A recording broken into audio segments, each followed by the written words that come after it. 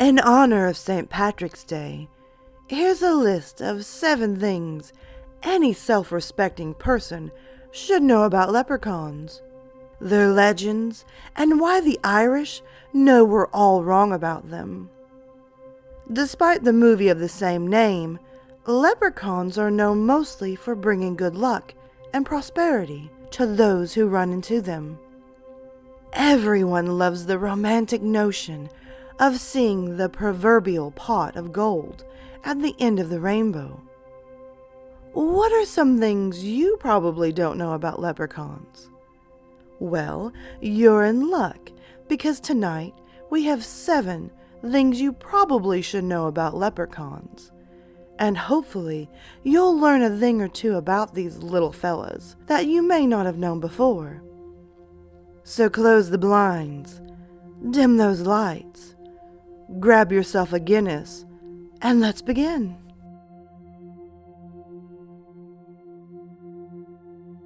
Number 1.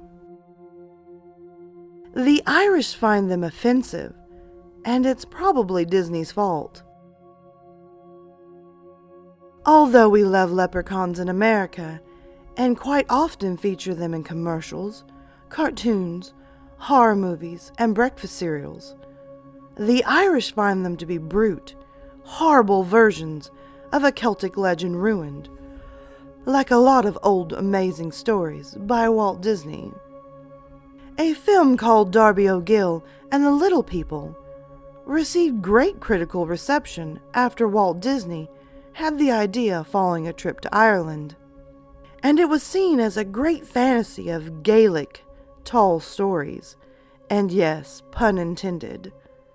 Unfortunately, it reinvented the leprechaun and actually changed its colors in popular culture forever.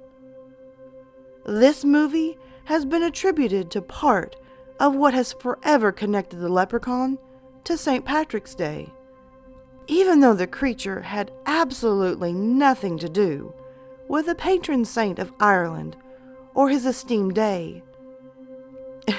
It's kind of like if they made Satan or some random demon part of Christmas just because they're part of Christian lore. Although fans of anagrams will say that it has happened already. And just a little trivia, a young Sean Connery can be seen in Darby O'Gill and the Little People. You're welcome.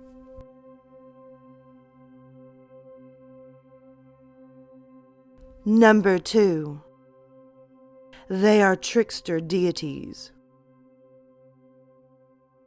Arguably the most popular trickster deity in popular culture, the leprechaun rivals Norse trickster Loki in its mischief. The first recorded reference to leprechauns appears in a medieval tale called The Adventures of Fergus, son of Lillie. In one of the stories, Fergus Mac Lillie, a king, ends up passing out on a beach and wakes up to find himself being dragged to sea by 3 Lullaby. He then subdues his captors and then grants them 3 wishes in exchange for their freedom. Its entire existence is a cruel joke on humanity. A leprechaun's pot of gold is held at the end of a rainbow, a place that's literally impossible to reach because a rainbow is an optical effect that moves farther away the closer you get to it. Since they are mythical descendants of gods that are fabled to have inhabited Ireland in a pre-Christian period, they, along with their cousins, the Clurichauns, are the closest that Irish mythology comes to a trickster deity.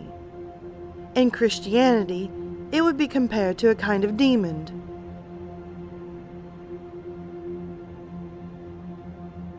Number 3. They are the remnants of an awesome superpowered gods.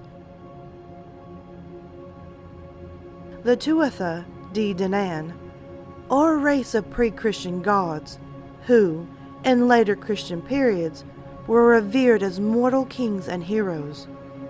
They hail from the 4 northern ancient cities, which is where they got their awesome superpowers.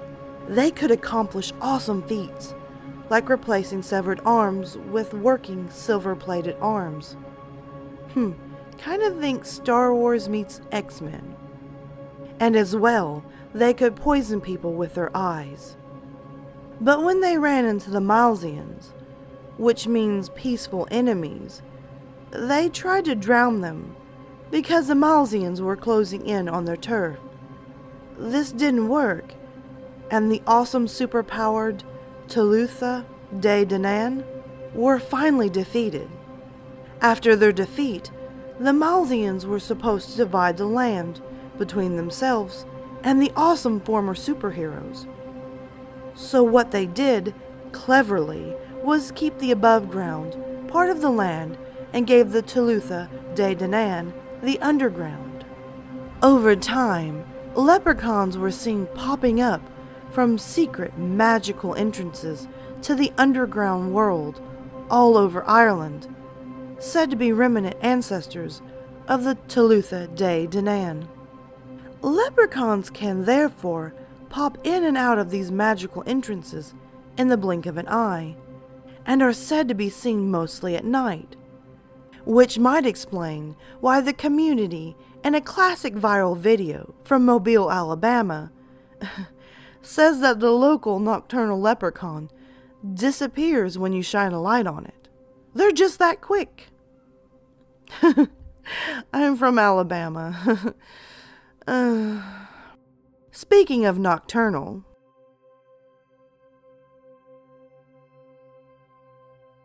Number 4. They are the cooler of the 2 small Irish mythical creatures. You know that friend you have, that you hang out with all the time, but never bring to parties because he or she always gets a little too drunk and embarrasses you? That's what the Clurichaun is to the leprechaun. The Clurichaun, often considered the leprechaun's cousin, and even confused with the leprechaun himself, is an Irish fairy who is said to be an alcoholic who finishes his daily work and then goes out and gets obliterated on a nightly basis. He's a nocturnal creature who is supposedly always drunk and often rides sheep and dogs for sport. If you treat a Clurichaun with the respect and courtesy he doesn't deserve, he will protect your wine cellar. If you don't, he'll royally screw up your wine and generally wreak havoc and chaos on your home and loved ones.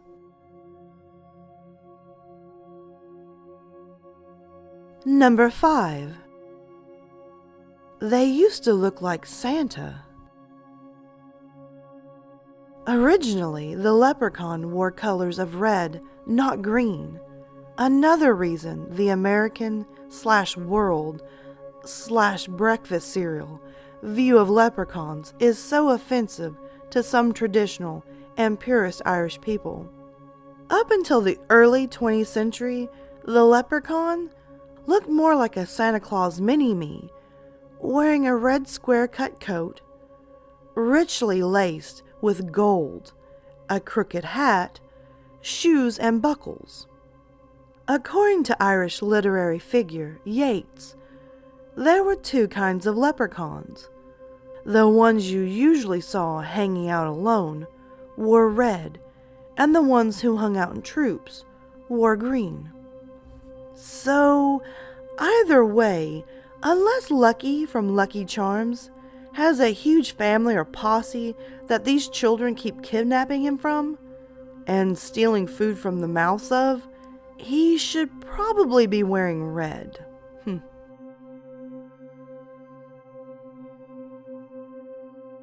Number 6. They are talented musicians. Leprechauns have flutes.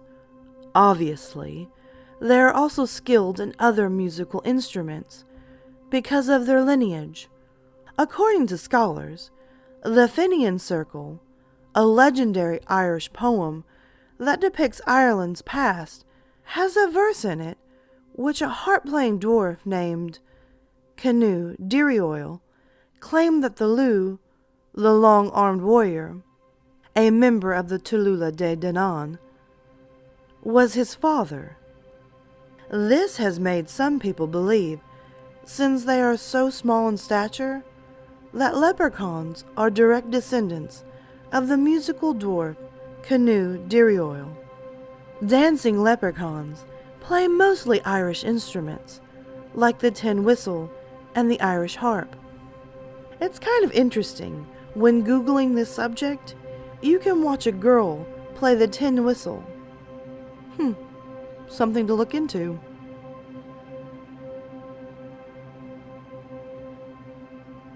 Number 7. Dateline NBC, How to Catch a Leprechaun. Leprechauns are skilled shoemakers, tinkerers, and artisans. It is often good luck if they are around you, because you will notice your appliances will start working better. A leprechaun can fix anything and is a general sign of good luck in the household.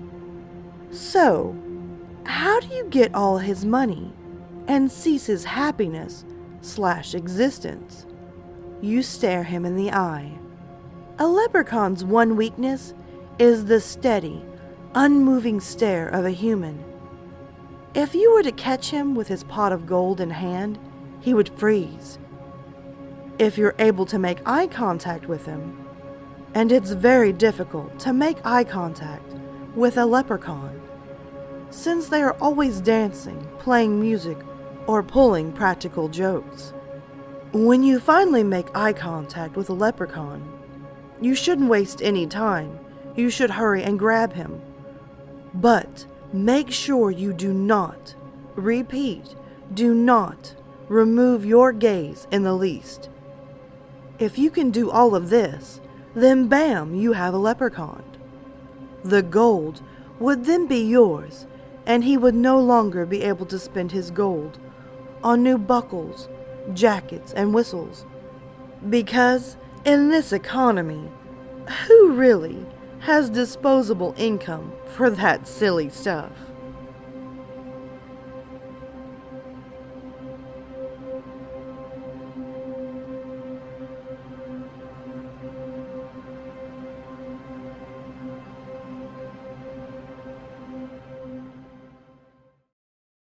Alright, my lovely lilies, thank you so much for watching the new video.